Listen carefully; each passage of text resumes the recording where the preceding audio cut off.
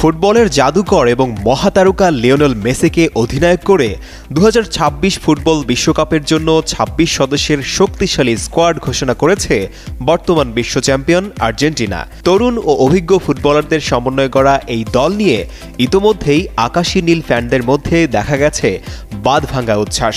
তবে তালিকা থেকে বাদ পড়েছেন কয়েকজন তারকা ফুটবলার। স্থানীয় সময় বৃহস্পতিবার কোচ লিওনেল স্কালোনি আনুষ্ঠানিকভাবে দল ঘোষণা করেন।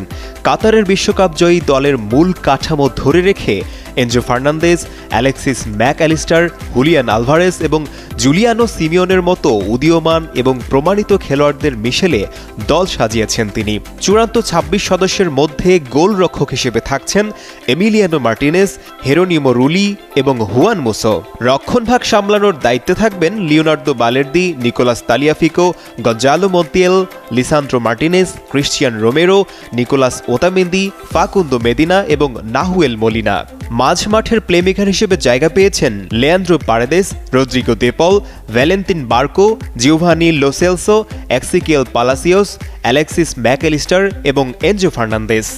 আর ফরওয়ার্ডার হিসেবে বিশ্বকাপে মাঠ কাঁপাবেন Julian Alvarez, Lionel Messi, Nico Gonzalez, Thiago Almada, Giuliano Simeone, Nicco পাজ, হুয়ান ম্যানুয়েল লোপেজ এবং লাউতারো মার্টিনেজ।